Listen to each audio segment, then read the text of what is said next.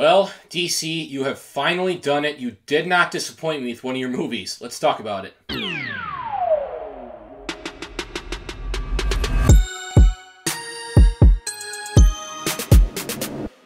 So Shazam follows a kid named Billy Batson who gets these magical powers from this old wizard that lets him transform into a different person by saying the words Shazam, and it turns him into a much older man who's buff and strong and has all these crazy superpowers, and he has a lot of fun with that and goes on this cool journey throughout the movie. And the best thing that I can say about this movie is it is a ton of fun. This movie it's very fast-paced, it has a ton of humor, and Zachary Levi, what can I say about Zachary Levi? He was perfectly cast for this role. I cannot think of anyone else doing this. He just does such a good job portraying a kid who is in an adult's body, kind of like in the movie Big, and there's even a reference to Big in there.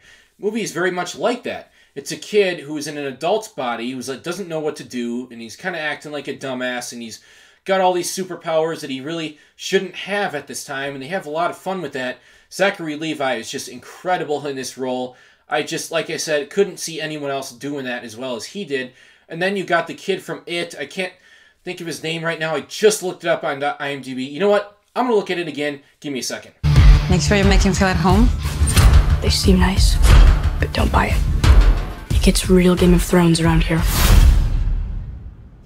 Jack Dylan Grazer. This kid is great. Is kind of the nerdy kid who's kind of closed off and doesn't have any friends and is really obsessed with superheroes and kind of talks too much. And then he essentially becomes Shazam, or Billy's manager. And he's always talking to him. He's kind of annoying, but you can tell that he's just trying to make friends and does a perfect job in that role. He was in It. I did not care for It. Most people did, so I'm probably a dumbass there, but I don't know. I didn't like the movie. One thing I did like was the acting.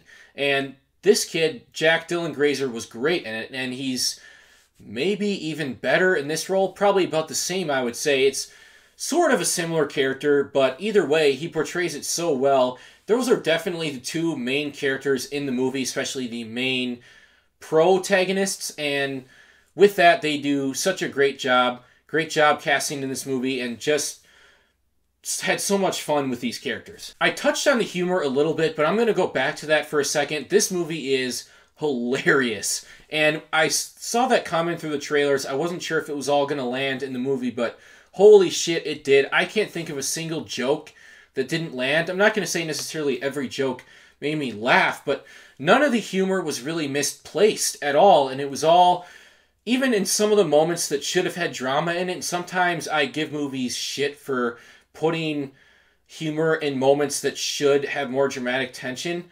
When this movie is so light-toned overall that even when they did that in this movie, it worked fine. So much humor sprinkled throughout, and it wasn't too much either. They didn't go over the top, joke, joke, joke, joke, like they do in, like, Guardians 2 or something like that. But no, just humor sprinkled all throughout the movie in perfect spots, and it works so well because you're seeing it through these characters, and it doesn't feel like they're just putting jokes into the movie. It makes so much sense because you got this kid who's in an adult's body, and he doesn't know what to do, and they play with that a lot. So many different areas they can throw humor into this movie, and where they do put it, it works perfectly.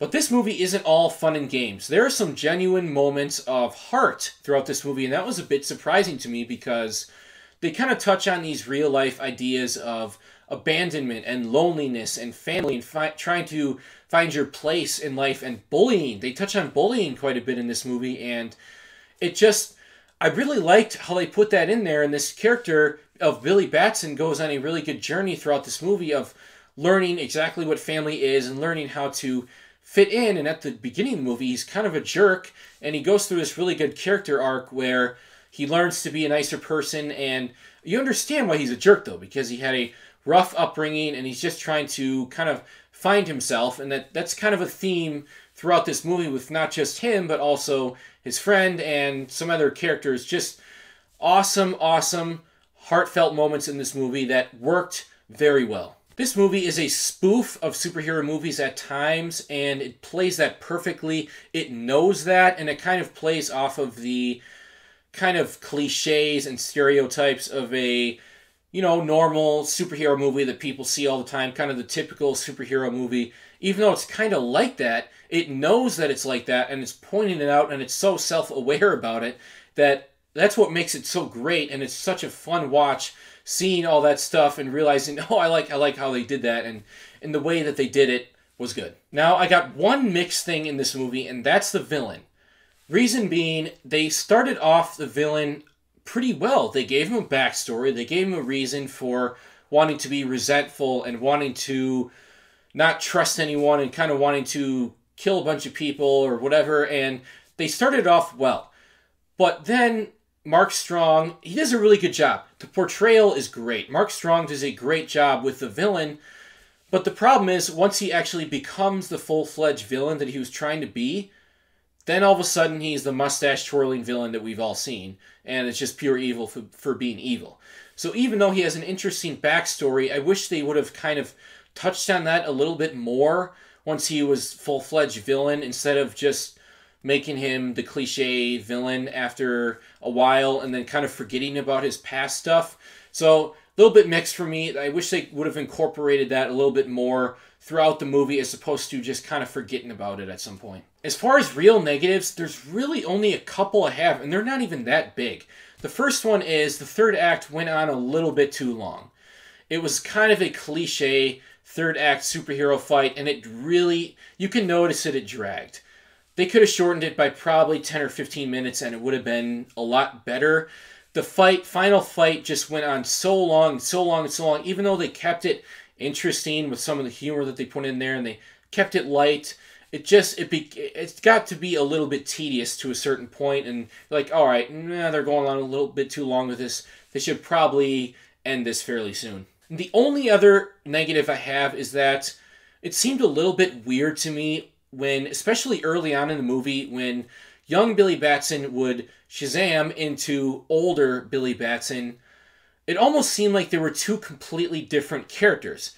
And while Zachary Levi did such a good job as an adult who's acting like a kid because he's a kid in an adult's body, they didn't seem like the same person. When he was as an adult, he was much more outgoing and easygoing and kind of willing to be around people and talk to people. Maybe that's because people like superheroes more and he felt like they didn't like him as his normal self. I guess it kind of makes sense, but it seems to me like that transition just happened way too fast and there wasn't much of a... It made more sense at the end of the movie, I'll say, but yeah, I feel like that happened as soon as he transformed. He's acting a lot differently than he was as young Billy Batson, and some of it makes sense, some of it doesn't really. It was too much of a transformation too quickly, I think. So guys, this movie is a ton of fun. It is really funny, it's fast-paced, it's such a cool adventure with these characters, and they play on the superhero tropes in such a interesting and clever way. But, it's a very simple movie, and it's nothing new. It's not a game changer in the superhero genre or anything like that. And the third act goes on a little bit too long. So, ton of fun, even with some heartfelt moments, surprisingly, and great humor. Just a really fun movie to watch at the theater, even though it's definitely not going to be nominated for Best Picture or anything. And it's not perfect. Very fun watch that you can just sit back and eat your popcorn. So I'm going to give Shazam a 7.5 out of 10. So there you have it, guys. Have you seen Shazam yet? I know most of you probably haven't, but they were doing a lot of early screenings around the country through Fandango, which is what I did. So maybe some of you did that. I don't know.